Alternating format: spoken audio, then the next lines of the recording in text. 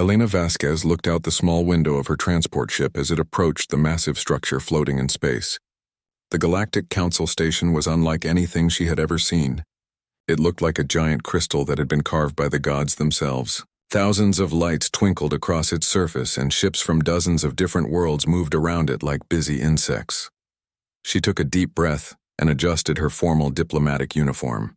After 30 years of trying, humanity had finally been invited to present their case for membership in the Galactic Council. Elena was the first human to ever set foot on the station. The weight of her entire species rested on her shoulders. The docking process took 2 hours. Elena watched as robotic arms guided her small ship into a bay designed for vessels much larger than hers. Everything about this place reminded her that humans were newcomers to the galactic community. They were small, young, and barely noticed by the ancient civilizations that ruled the stars. As Elena stepped off her ship, she was greeted by a tall, blue-skinned alien with 4 arms. This was Ambassador Kethavar of the Zephyrian Empire, the most powerful species in the Council. His people had been traveling between stars for over 10,000 years when humans were still learning to make fire. "Welcome, human representative," Kethavar said in perfect English. His voice was cold and formal. "You will be escorted to your quarters. The presentation is scheduled for tomorrow at the 3rd cycle." Elena nodded politely. "Thank you, Ambassador. I look forward to sharing humanity's achievements with the Council." Kethavar's 4 eyes studied her for a moment. There was something in his gaze that made Elena uncomfortable, but she could not quite identify what it was. "Yes," he said slowly. "We are all very interested to see what your species has to offer." The quarters they gave Elena were small but comfortable. The walls were made of the same crystal material as the rest of the station, and they glowed with a soft, warm light. She spent the evening reviewing her presentation one final time and checking the special device she carried in her diplomatic bag. The device was humanity's greatest secret and their most generous gift. It contained the complete mathematical proof for faster-than-light communication without quantum entanglement. This technology would allow instant communication across the entire galaxy, something that even the advanced Zephyrians had not achieved. Elena believed this gift would prove that humans deserved a place among the stars. What Elena did not know was that hidden inside her neural implant was another piece of technology. It was a quantum transmitter that could send information directly back to Earth instantly. The device had been placed there without her knowledge by Earth security services. If anything went wrong, they would know about it immediately. The next morning, Elena was escorted to the council chambers. The room was enormous, with representatives from over 1,000 different species arranged in circular tiers that rose up like an ancient amphitheater. Elena had studied many of these species, but seeing them all together was overwhelming. There were the insect-like hive minds from the outer rim, the energy beings from the core worlds, and the mechanical races from the industrial sectors. Some looked almost human, while others were so alien that Elena had trouble understanding how they could even exist. All of them watched her as she walked to the center of the chamber. The council speaker was an ancient being called a Valdorian. His people were among the oldest in the galaxy, and they served as neutral moderators for council proceedings. He looked like a giant tree with a face carved into its trunk, and when he spoke, his voice echoed through the chamber like distant thunder. "We gather today to hear the petition of the species known as humans," the speaker announced. "They seek provisional membership in our council and request the rights and protections that such membership provides." Elena stepped forward and activated her presentation device. Holographic images appeared in the air around her, showing Earth and the human colonies that had been established in nearby star systems. She spoke clearly and confidently, explaining humanity's history, their technological achievements, and their desire to join the galactic community. "We come not as conquerors or as beggars," Elena said. "We come as partners. Humanity has always believed that cooperation and shared knowledge make all species stronger. We have brought with us a gift that we hope will demonstrate our commitment to the common good." She activated the device she had brought and uploaded the FTL communication technology to the Council's central database. The mathematical proofs and technical specifications appeared on screens throughout the chamber. There was a buzz of excitement as representatives realized what they were seeing. "This technology will allow instant communication across any distance," Elena explained. No more waiting months or years for messages to travel between star systems. With this, the entire galaxy can be connected in real time. The chamber erupted in discussion. Representatives from dozens of species began talking excitedly among themselves. Elena felt a surge of hope. Surely this gift would convince them that humans belonged among the galactic community. But as the minutes passed, Elena began to notice something troubling. The Zephyrian delegation was not celebrating or discussing the technology. Instead, they were having quiet, intense conversations among themselves. Their body language suggested anger rather than excitement. Ambassador Kethvar stood and requested permission to speak. The chamber fell silent. While this technology is impressive, he said, we must consider the implications. The humans have developed this in less than a century of space travel. They are advancing too quickly. They are unpredictable and potentially dangerous. Other representatives began to nod in agreement. Elena felt her heart sinking as she realized what was happening. This was not a fair evaluation of humanity's petition. The decision had already been made. Furthermore, Kethvar continued, their aggressive expansion into multiple star systems shows that they cannot be trusted to respect established boundaries. They are a young species with no understanding of the delicate balance that maintains peace in our galaxy.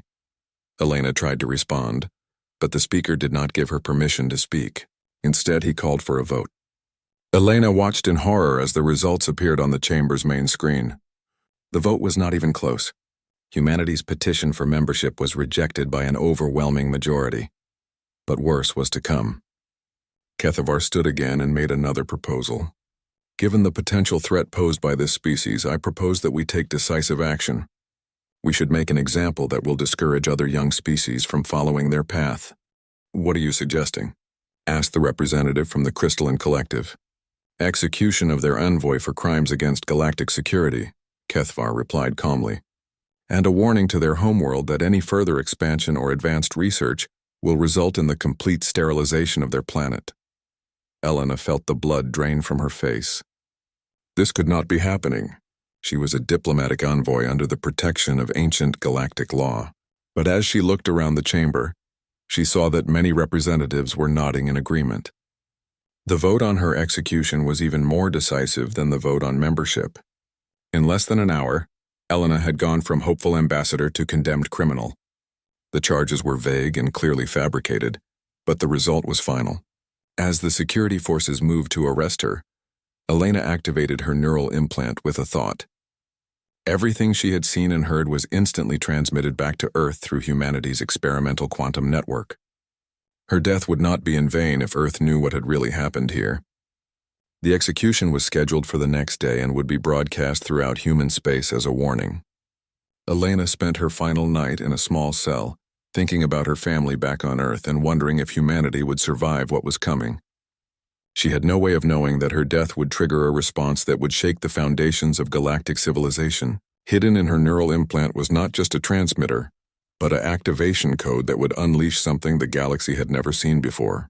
As Elena prepared to face her executioners, she whispered a prayer for her species. "Let them remember us as we truly are," she said to the empty cell. "Let them know that humans do not go quietly into the darkness." The next morning, Elena was led to the execution chamber. Representatives from across the galaxy watched as she was strapped to a device that would painlessly end her life. Kethvar himself read the charges and the sentence. "Let this serve as a warning to all young species," he announced. "The galaxy has order and peace because we maintain discipline. Those who threaten that order will face the consequences." Elena looked directly into the camera that was broadcasting her death to human space. "My name is Elena Vasquez," she said clearly. "I came here in peace and I die for the crime of offering friendship. Remember this day, and remember what we could have been together." The execution device activated and Elena's life ended instantly. Her body was launched into space according to Galactic Council protocol, and the representatives returned to their normal business. They believed they had solved the human problem efficiently and decisively. But in the depths of space, Elena's neural implant continued to transmit. Even in death, she was sending a message that would change everything. The data stream included not just her memories of the trial and execution, but also detailed scans of the Council's military capabilities, political structure, and technological weaknesses. On Earth, the message was received by a small group of scientists and military leaders who had been waiting for this exact scenario. They had hoped it would never be necessary, but they had prepared for the possibility that humanity's peaceful overtures would be rejected with violence. Within minutes of Elena's death, a coded message was sent to every human colony, research station, and exploration vessel in known space. The message was simple but carried enormous weight. Prometheus protocol is now active. Execute code Omega. Elena sends her regards. Across human space, people who had been living normal lives as colonists, scientists, and explorers suddenly revealed their true purposes. Hidden shipyards began operating at full capacity. Research stations that appeared to be studying mundane subjects activated secret projects. Mining operations that had been quietly extracting resources for years suddenly showed their true scope. Humanity had been preparing for war from the moment they first detected alien signals. Not because they wanted conflict, but because they understood that the galaxy might not welcome them with open arms. Elena's mission had been their attempt at peace. Her execution was the signal to abandon that hope. The Galactic Council had made a fatal error. They had assumed that humans were like other young species they had encountered, simple, predictable, and easily controlled. They had not bothered to study human history or psychology. If they had, they would have learned that humans were most dangerous when they appeared to be helpless. As news of Elena's execution spread through human space, there was no panic or despair. Instead, there was a cold, focused anger that united the entire species. Every human, from the farmers on distant agricultural worlds to the researchers in the most advanced laboratories, understood that their survival was now at stake.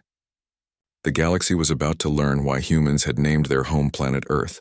Because when humans were threatened, they did not just fight back. They made the very ground tremble beneath their enemies' feet. Elena's death had not ended humanity's story. It had begun the first chapter of a war that would rewrite the laws of reality itself. The broadcast of Elena's execution reached Earth 12 hours after her death. Every human settlement in the solar system received the transmission simultaneously through the Galactic Council's own communication network. The message was clear. Humanity was to remain within their home system, cease all faster-than-light research, and submit to Council oversight. Any violation would result in the complete destruction of Earth. In the underground command center beneath the Swiss Alps, General Sarah Chen watched the execution video for the third time. Her face remained expressionless, but her hands were clenched into fists. Around her, dozens of officers and scientists worked at their stations with quiet intensity. They had all known Elena personally. She had been more than an ambassador. She had been their hope for peaceful contact with the galaxy. Quantum transmission confirmed, reported Dr. Marcus Webb from his station. Elena's neural implant successfully uploaded everything before termination. We have complete intelligence on Council military capabilities, political structure, and technological specifications. General Chen nodded slowly. And the colonies? All stations have confirmed receipt of the activation codes. Prometheus protocol is now fully operational across human space. Chen turned to address the room. Ladies and gentlemen, as of this moment, humanity is at war. Not a war we wanted, but a war forced upon us by those who chose to murder our ambassador rather than accept our friendship. She paused and looked at each person in the room. Elena died believing in peace. She died hoping that we could find our place among the stars through cooperation and mutual respect. Her death proves that such hopes were naive. The galaxy has shown us what it thinks of humanity. Now we will show the galaxy what humanity thinks of murder. The activation of Prometheus protocol was the culmination of 50 years of secret preparation. From the moment humanity had detected the first alien radio signals, a small group of visionaries had understood that first contact might not go well. While most of Earth celebrated the possibility of joining a galactic community, these individuals had quietly prepared for the worst-case scenario. Every human colony established outside Earth's solar system had been built with dual purposes. On the surface, they appeared to be simple mining operations, research stations, or agricultural settlements.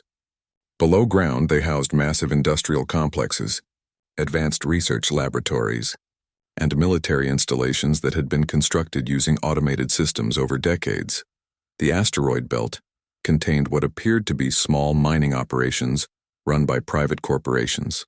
In reality, these facilities had been building something unprecedented, a fleet of vessels that incorporated technologies far beyond anything publicly known to exist. These ships had been constructed in complete secrecy, using revolutionary materials and propulsion systems developed by humanity's brightest minds.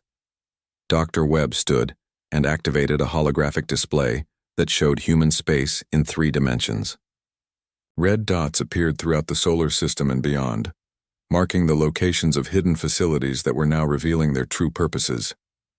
Phase 1 is complete, he announced. All hidden installations are now active and operating at full capacity. Our shipyards in the Kuiper Belt have finished construction of the first wave vessels. They're unlike anything the galaxy has ever seen. General Chen studied the display with satisfaction. What about our special project? Dr. Webb smiled grimly.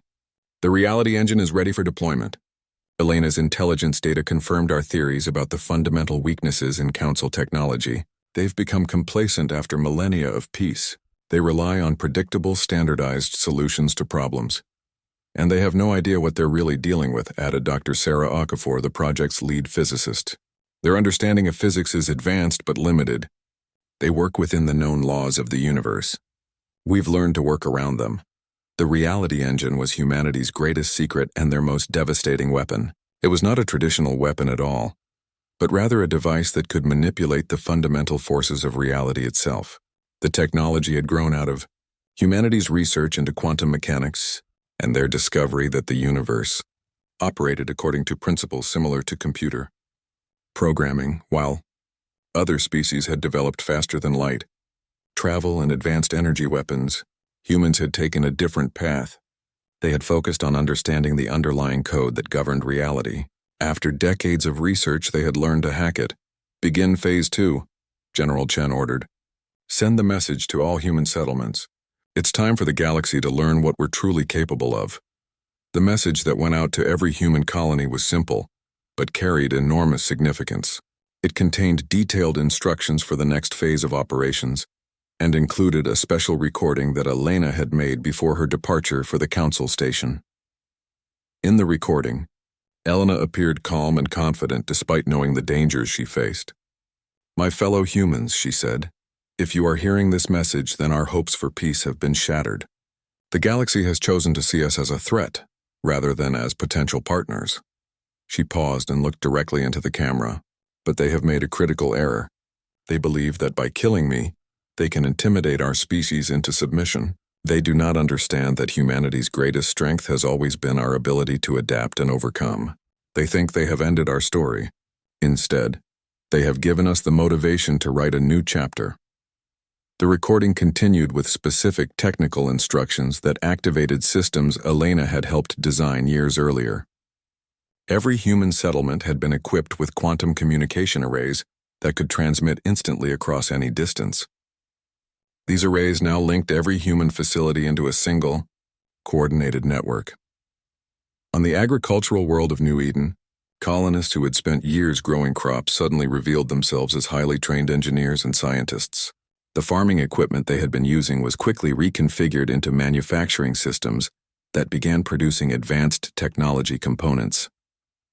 In the asteroid mining station designated as Facility 7, workers who had appeared to be simple miners activated hidden production lines. The asteroids they had been mining were actually construction materials for vessels that defied conventional understanding of physics and engineering. The research station orbiting Jupiter, which had claimed to be studying the planet's atmospheric composition, revealed massive laboratories where teams of scientists had been developing technologies that made the Council's most advanced systems look primitive by comparison, but the most significant revelation was occurring on Mars.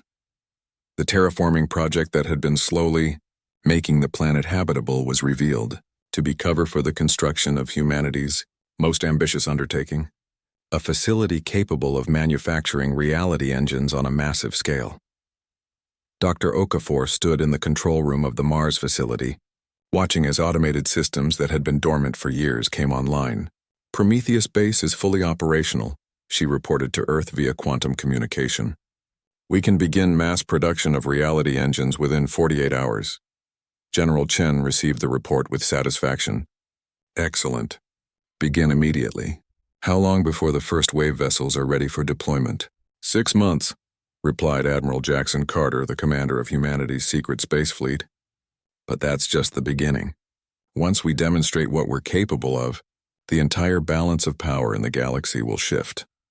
The ships being constructed in hidden facilities throughout human space were unlike anything the galaxy had ever seen. They incorporated technologies that seemed to violate the laws of physics.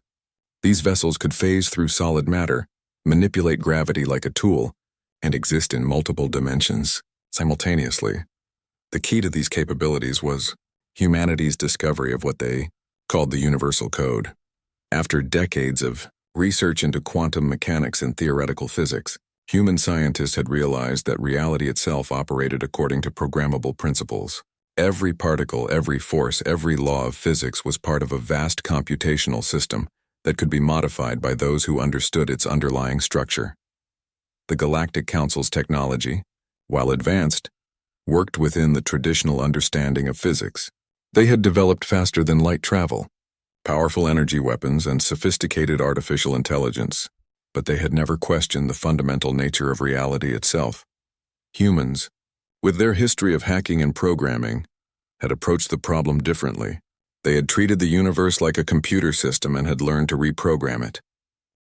The beautiful irony, Dr. Webb explained to the assembled team, is that they gave us the key to defeating them. Elena's neural implant recorded every detail of their technology and military capabilities. We now know exactly how their systems work and, more importantly, how to make them not work. The plan was elegant in its simplicity. Rather than engaging in conventional warfare, humanity would demonstrate technologies that made such warfare obsolete. They would show the galaxy that the old rules no longer applied, and that those who had murdered their ambassador had made a fatal miscalculation. But the plan was about more than revenge.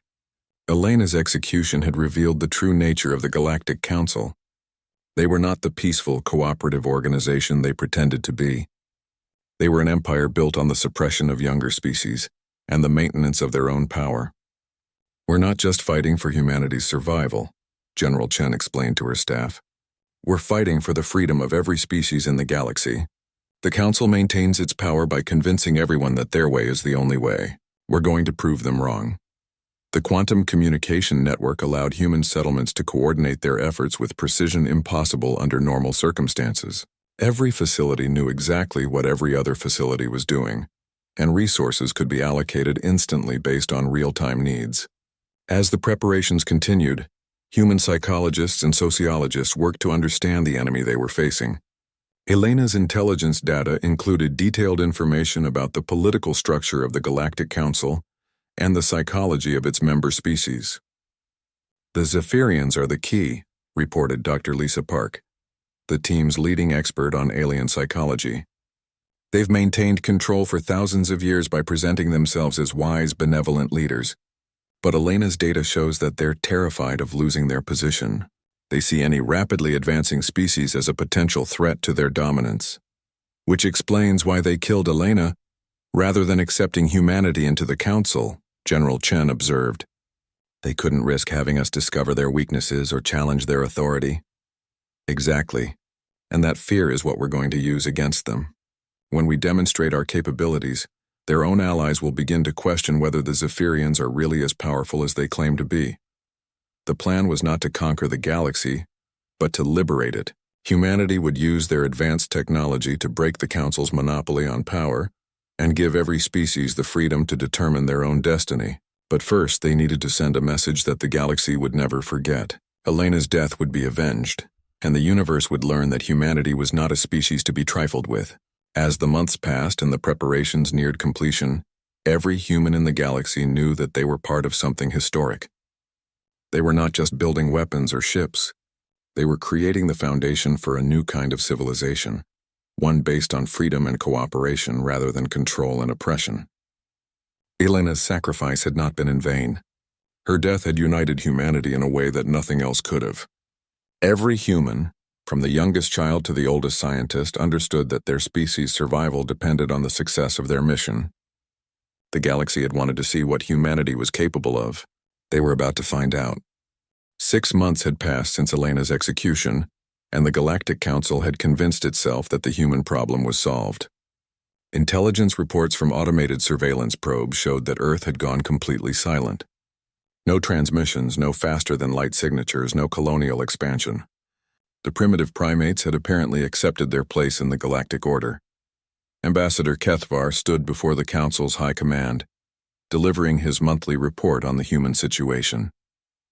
The chamber was filled with the most powerful military leaders from across Zephyrian space, and Kethvar took great satisfaction in reporting their success. The execution of the human envoy has had the desired effect, he announced with confidence. Their species has retreated to their home system and ceased all advanced research activities. Our monitoring stations detect no unusual activity from human space. Fleet Admiral Thisara, the supreme commander of the Zephyrian military, nodded approvingly. Excellent. This will serve as an example to other young species. The galaxy remains stable and under proper control. What the Zephyrians did not know was that their monitoring stations were detecting exactly what humans wanted them to detect. Every surveillance probe, every long-range sensor, every intelligence-gathering device was being fed carefully crafted false information through humanity's quantum manipulation technology. While the Council saw silence and submission, the reality was completely different. Across human space, the greatest construction project in the species' history was nearing completion. But this construction was taking place in dimensions that Zephyrian sensors could not detect, using technologies that their science could not comprehend. On Mars, Dr. Sarah Okafor stood in the central control room of Prometheus base, watching as the final reality engine rolled off the production line. The facility had produced over 300 of the devices in 6 months, each one capable of rewriting the laws of physics in a localized area of space. Final batch is complete, she reported to General Chen via quantum communication. All reality engines are tested and ready for deployment. Outstanding work, Sarah, Chen replied from her command center on Earth. Admiral Carter, what's the status of the fleet? Admiral Jackson Carter's voice came through clearly from the hidden shipyard in the Kuiper Belt. All vessels are complete and standing by.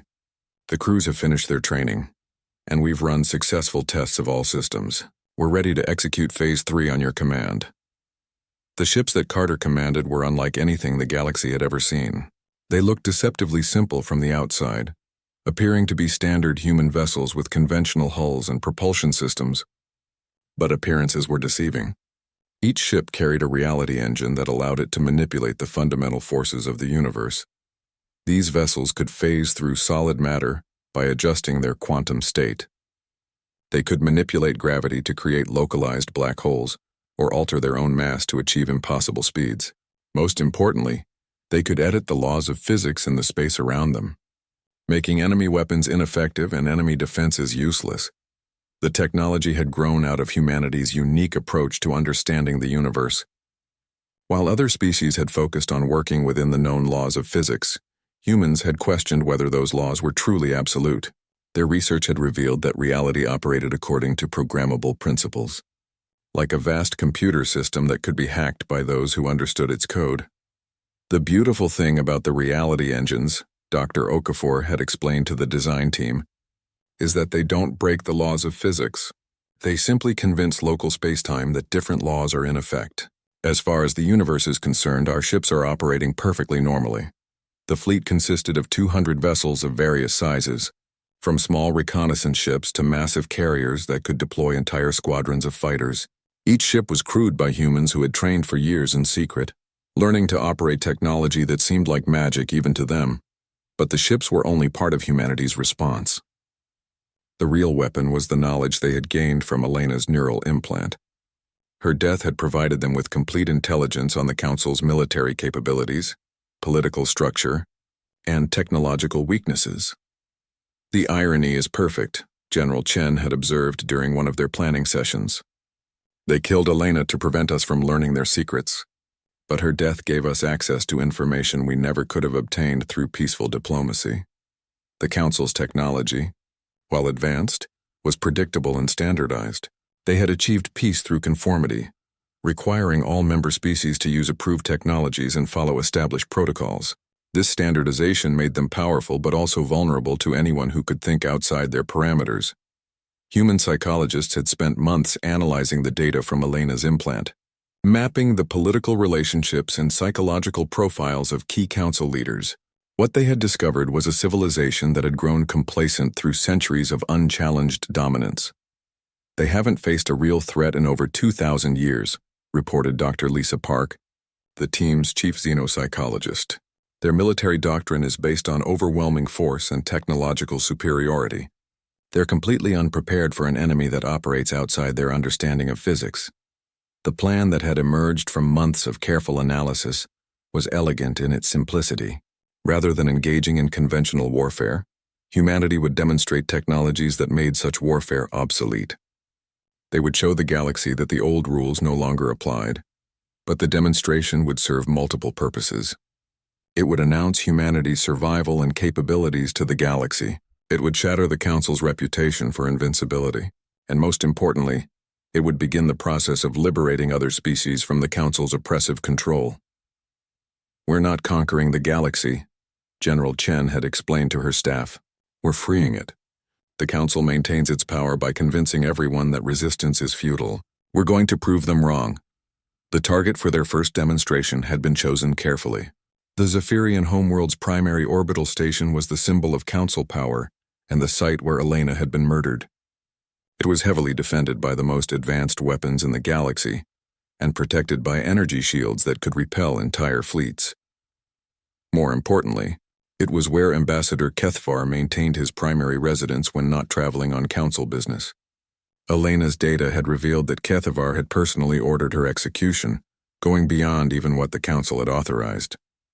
He had made her death personal, and humanity intended to respond in kind.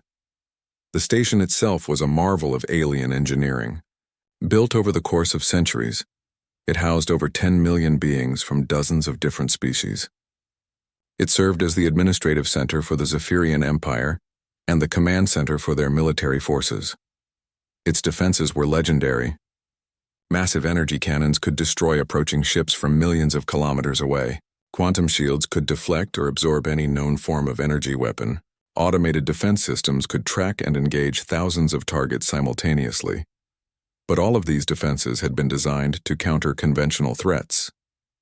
They had never been tested against an enemy that could rewrite the rules of reality.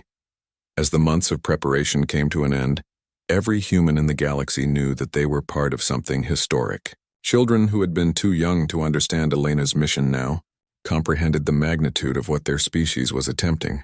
The quantum communication network allowed every human settlement to participate in the operation, regardless of their location. Scientists on distant research stations contributed calculations. Colonists on agricultural worlds provided logistical support. Even children helped by monitoring communication channels and providing moral support to the crews. "This is about more than revenge," General Chen reminded her people in a final address before the operation began. Elena died believing in the possibility of peace and cooperation among all species. Her murderers proved that such cooperation was impossible under the current system. "We're going to create a new system, one where every species has the freedom to determine its own destiny." The speech was transmitted to every human in the galaxy, and the response was immediate and overwhelming. Messages of support flooded the communication networks. Volunteers offered to join the mission in any capacity possible. The entire species had united behind a single purpose. But even as humanity prepared for their demonstration, they maintained the illusion of defeat and submission. The Council's monitoring stations continued to report no unusual activity from human space. Automated probes detected only the expected level of background radiation and routine communications. The deception was so complete that some Council members began to wonder if they had overreacted to the human threat. Perhaps the primitive species had never been as dangerous as they had feared. Perhaps the execution had been unnecessary. These doubts were exactly what humanity wanted to cultivate. The more relaxed and confident the Council became, the greater the shock would be when humanity revealed their true capabilities. Admiral Carter stood on the bridge of the flagship Elena's Hope, watching as his fleet made final preparations for departure. The ships around him flickered in and out of visible reality as their crews tested the reality engines. To external observers, the fleet would be completely invisible until they chose to reveal themselves. All ships report ready, his communications officer announced. Quantum drives are charged and reality engines are operating at optimal parameters. Carter nodded and opened a channel to the entire fleet. Attention all crews. Today we begin the mission that Elena Vasquez died to make possible. We go not as conquerors but as liberators. We carry with us the hopes of every species that has been oppressed by the Council's tyranny. He paused and looked out at the stars beyond his viewports. Somewhere among those stars was the station where Elena had been murdered, and where her killers believed themselves safe from retribution. Remember that we fight not just for humanity, but for the principle that no species should be forced to submit to the will of another. Today we show the galaxy that the age of the Council's dominance is over. The fleet began to move, slipping through space in ways that conventional physics said were impossible. They traveled not through normal space-time, but through dimensions that existed parallel to reality, following paths that the Council's sensors could not detect. As they approached their target, the crews of the human ships felt the weight of history upon them. They were about to fire the first shots in a war that would determine the future of the galaxy, but they were also about to fulfill a promise made to a woman who had died believing in the possibility of a better future. Elena's execution had been intended to intimidate humanity into submission. Instead, it had given them the motivation and information they needed to challenge the greatest empire in galactic history. The Council was about to learn that killing humanity's envoy had been the greatest mistake in their civilization's long existence. Admiral Jackson Carter stood on the bridge of Elena's Hope as his fleet emerged from the quantum dimensions near the Zephyrian homeworld. The massive orbital station hung before them like a glittering jewel against the backdrop of space, its millions of lights creating patterns that spoke of advanced civilization and immense power. The station was exactly as Elena's neural implant data had described. It was beautiful and terrible at the same time, a monument to the Zephyrian Empire's dominance over the galaxy. Massive defense platforms surrounded it like protective guardians, and energy shields shimmered across its surface like aurora. Target acquired, reported Lieutenant Commander Sarah Kim from the tactical station. All defensive systems are active. They don't know we're here. Carter nodded grimly. The reality engines made his ships invisible to the station's sensors, but that invisibility would end the moment they acted. Begin recording. I want every species in the galaxy to see what happens next. The communication officer activated the recording systems that would broadcast their demonstration throughout galactic space. This message would reach every inhabited world, every space station, every ship in known space. The galaxy was about to witness the dawn of a new age. This is Admiral Jackson Carter of the Human Liberation Fleet, he began, speaking to the recording devices. 6 months ago, the Galactic Council murdered our ambassador, Elena Vasquez, for the crime of offering friendship and cooperation. They believed her death would intimidate us into submission. They were wrong. He gestured toward the magnificent station before them. What you are about to see is humanity's response to those who choose murder over diplomacy. We do not come as conquerors. We come as liberators to free the galaxy from those who rule through fear and oppression. The plan was elegant in its simplicity. They would not destroy the station with conventional weapons, which would result in massive loss of life and make them no better than their enemies. Instead, they would demonstrate a technology that made such destruction unnecessary. Dr. Okafor, are you ready? Carter asked through the quantum communication link. From her position aboard the science vessel, Prometheus, Dr. Sarah Okafor confirmed her readiness. Reality engine is charged and calibrated. We can execute the translation on your command. The translation was humanity's most profound technological achievement. Rather than destroying matter, they had learned to convince the universe that certain objects existed in different dimensional states. The orbital station would not be destroyed. It would simply cease to exist in normal space-time. Execute, Carter ordered. The reality engine aboard Prometheus activated with a sound like distant thunder. Space itself seemed to ripple around the orbital station, as the fundamental laws of physics were gently rewritten in that small region of the universe. The station did not explode. It did not burn or break apart. One moment it was there, a massive structure housing 10 million beings. The next moment it simply was not. The defense platforms around the station fired frantically at targets they could not see or understand. Their energy beams passed harmlessly through the space where human ships existed in parallel dimensions. The quantum shields that had protected the station for centuries were useless against an attack that had not technically occurred. Translation complete, Dr. Okafor reported. The station has been successfully moved to Dimension 7. All life signs are stable. They're alive and unharmed, just existing in a parallel reality. Carter allowed himself a small smile. The technology was so advanced that it seemed like magic, but it was actually the most humane weapon ever devised. The beings on the station were not dead. They were simply elsewhere, existing in a dimension where time moved differently and where they could survive indefinitely until humanity chose to return them to normal space. But the demonstration was far from over. Intelligence data indicated that the Zephyrian High Command would respond to the loss of their orbital station by sending their most powerful fleet to Earth. That fleet needed to be neutralized before it could threaten human worlds. Phase 2 is go, Carter announced to his fleet. All ships, prepare for dimensional jump to Zephyrian Fleet Assembly Point Gamma.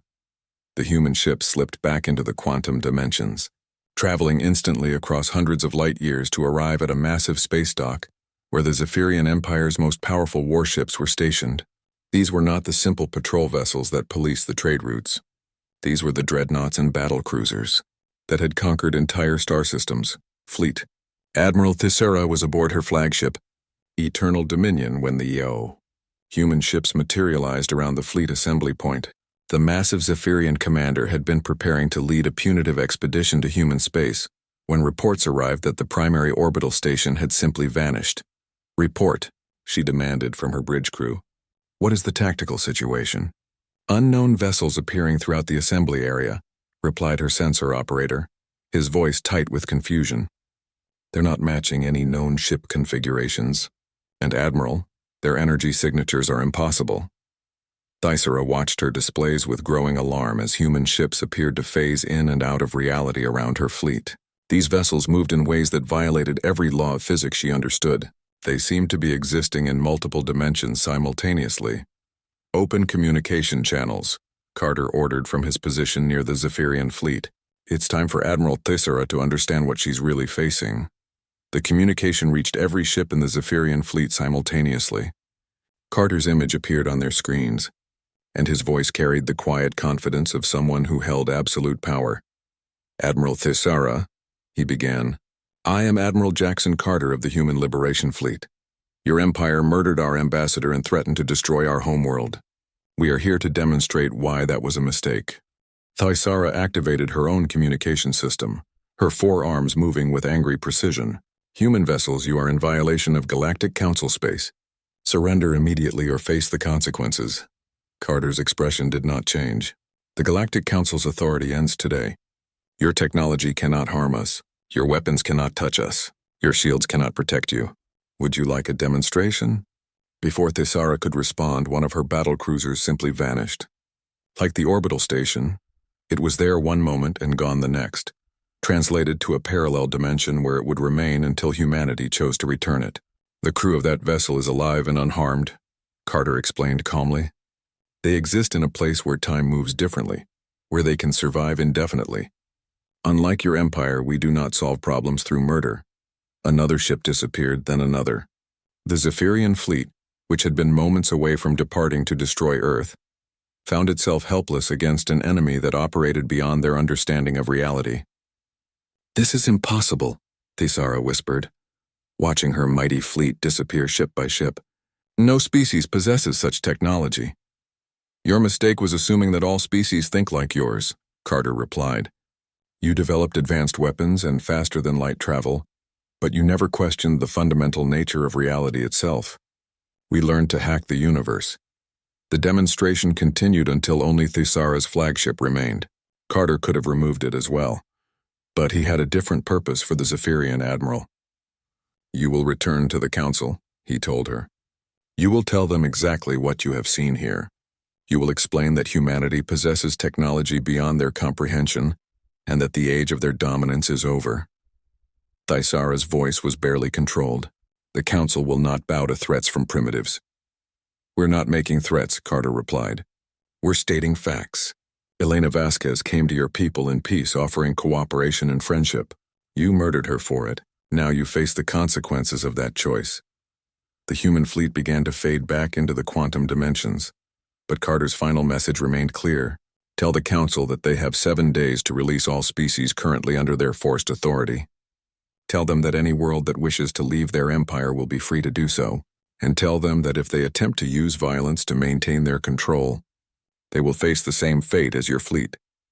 As the human ships disappeared, Thaisara was left alone in space with the wreckage of her empire's reputation.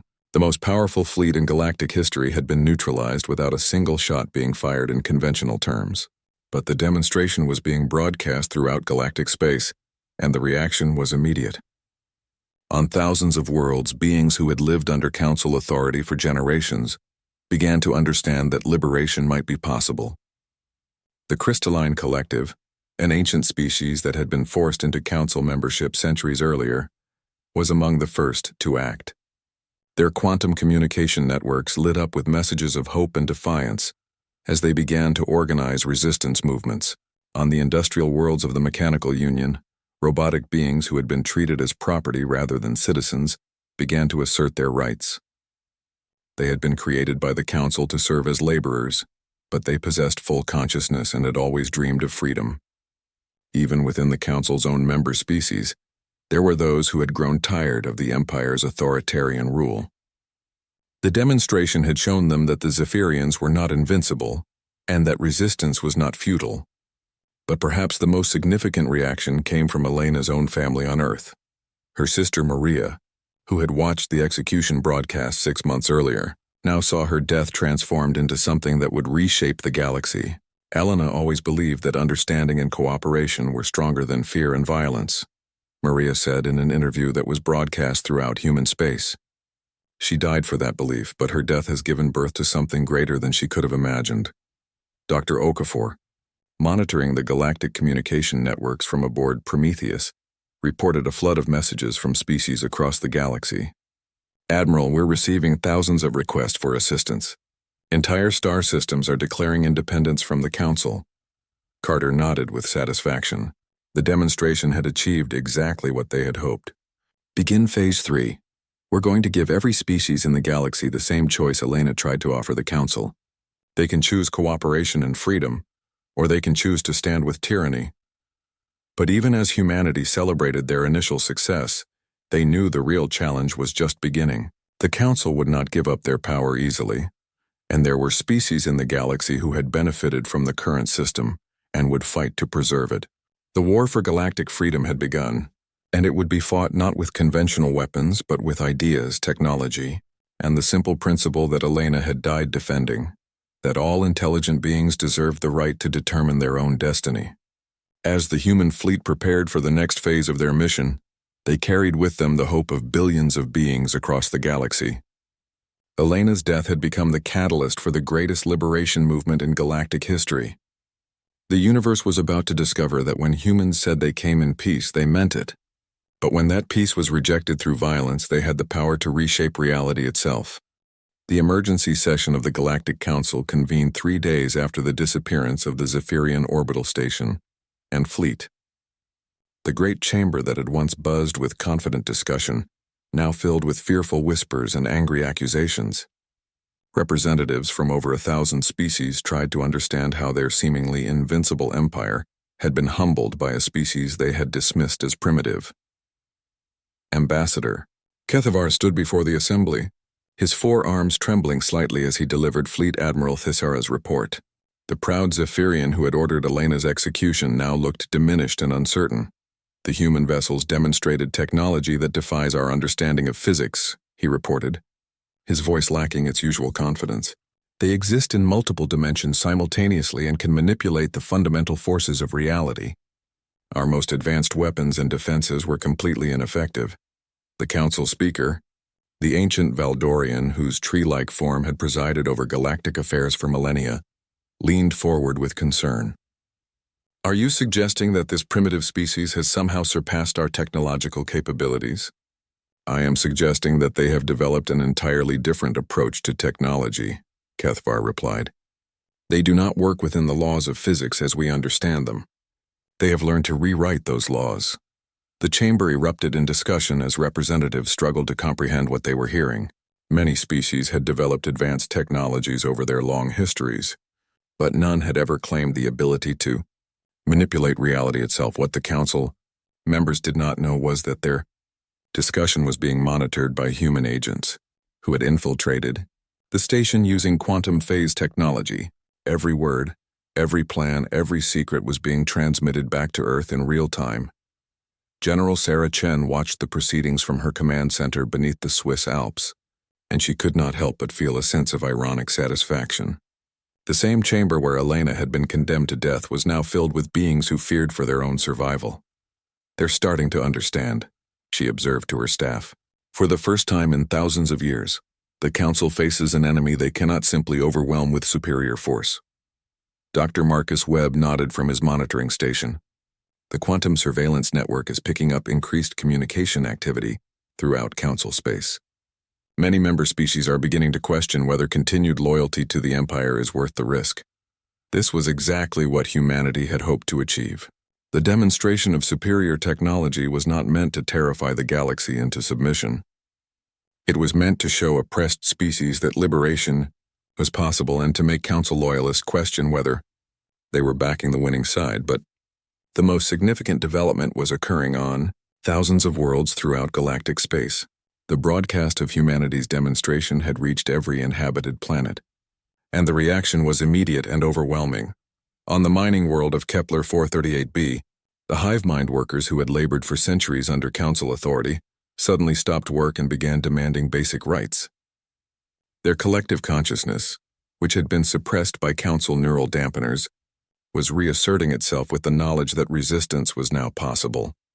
The energy beings of the luminous sector, who had been forced to provide power for Council installations, began withdrawing their cooperation. Their leaders sent messages to the human fleet, requesting protection from inevitable Council retaliation. Even more surprisingly, some species that had been loyal Council members for generations began reconsidering their allegiances. The mechanical races of the industrial zones, who had been created as servants but had developed full consciousness over time, started organizing independence movements. Admiral Carter received these reports aboard Elena's Hope as his fleet moved through quantum space toward their next target.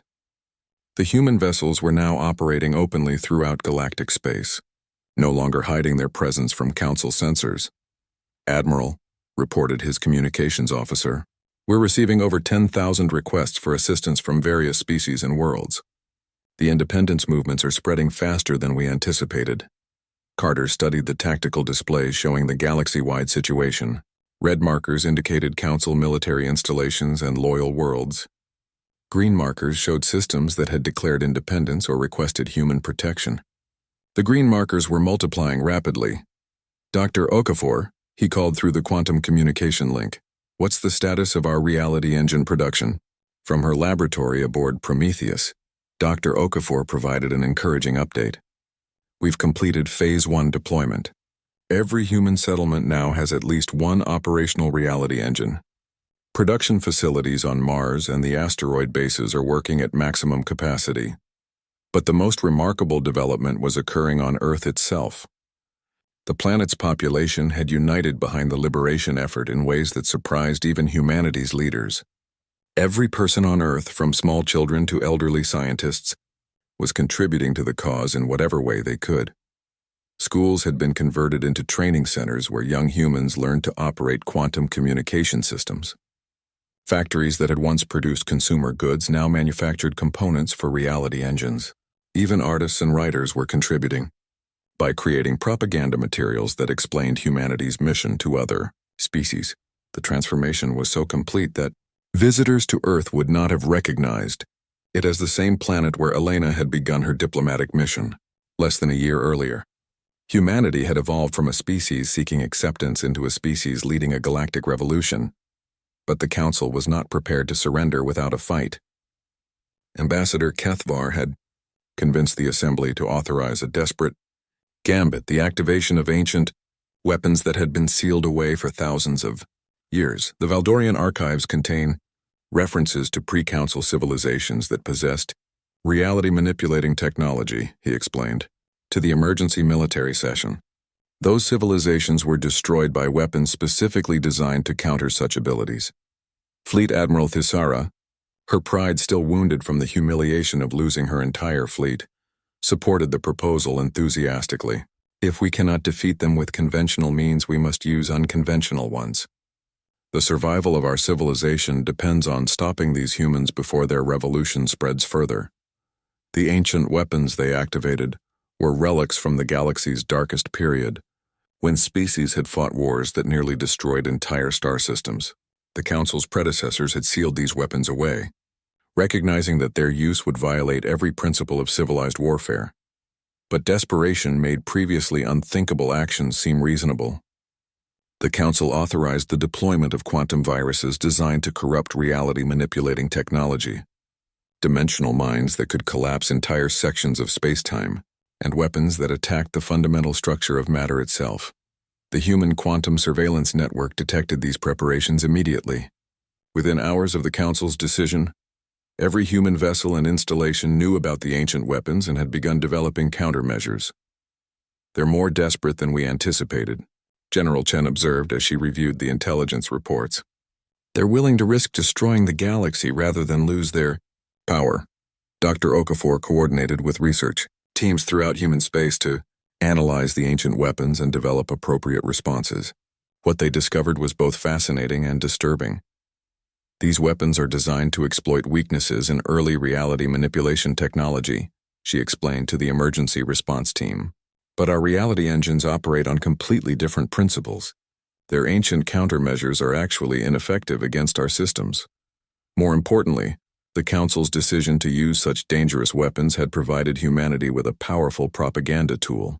The same species that had condemned Elena for offering peaceful cooperation were now willing to risk galactic annihilation to maintain their power. Admiral Carter used this information to maximum effect. In his next broadcast to the galaxy, "Citizens of all worlds," he began, speaking to an audience of trillions of beings, "the Galactic Council has authorized the use of weapons that could destroy entire star systems. They would rather see the galaxy burn than allow you to choose your own destiny." The reaction was immediate and decisive. Even species that had remained loyal to the Council began to reconsider their positions. The knowledge that their own leaders were willing to use planet-killing weapons against their own citizens shattered the last remnants of Council legitimacy. The Crystalline Collective formally declared independence and requested human protection. The energy beings of the luminous sector followed suit, cutting off power to dozens of Council installations. Even some Zephyrian colonies began questioning their loyalty to the Empire. But humanity's response to the Council's desperation was not military escalation. Instead, they chose to demonstrate the constructive potential of their technology. Reality engines that could remove orbital stations from normal space could also create habitable worlds from lifeless rocks. The first demonstration took place in the neutral zone, a region of space that had been devastated by ancient wars and left uninhabitable for millennia. Human vessels arrived at a dead system and began the most ambitious terraforming project in galactic history. Using reality engines to manipulate fundamental forces, they convinced barren planets that they possessed atmospheres, oceans, and ecosystems. What should have taken thousands of years of careful environmental engineering was accomplished in days through quantum manipulation of reality itself. "This is what we offer the galaxy," Admiral Carter announced as images of the transformed world spread throughout galactic space. Not conquest or destruction, but the power to create new homes, new possibilities, new futures for every species. The demonstration had exactly the intended effect.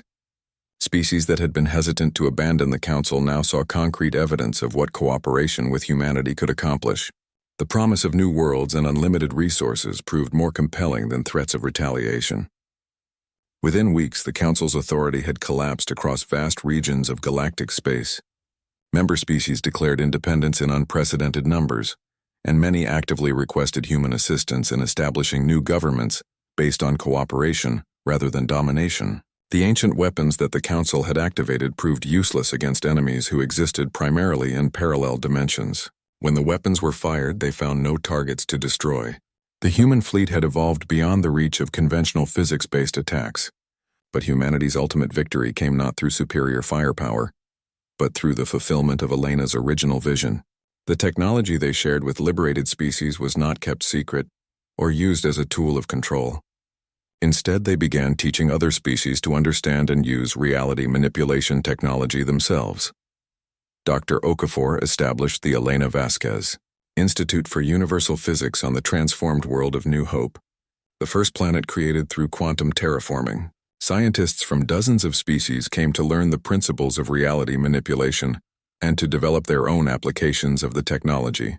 Elena believed that knowledge shared freely would benefit all species, Dr. Okafor explained to the Institute's first class of students. She died for that belief, but her death has made it possible for us to create the kind of galaxy she envisioned. The Galactic Council, reduced to controlling only a handful of loyal systems, finally agreed to negotiate. The peace talks were held on New Hope, in a conference center that existed simultaneously in multiple dimensions to accommodate beings from various realities. Ambassador Kethvar, humbled by the complete collapse of everything he had worked to maintain, sat across from Maria Vasquez, Elena's sister, who had become humanity's chief diplomat. The irony was not lost on either of them. "Your sister was an idealist," Kethvar said quietly during a break in the negotiations. "I thought her vision of galactic cooperation was naive." Maria studied the alien who had ordered her sister's execution. Elena wasn't naive. She understood that cooperation required trust and that trust required risk. You chose fear instead of courage, and your empire paid the price. The final agreement established a new galactic organization based on voluntary cooperation rather than imposed authority.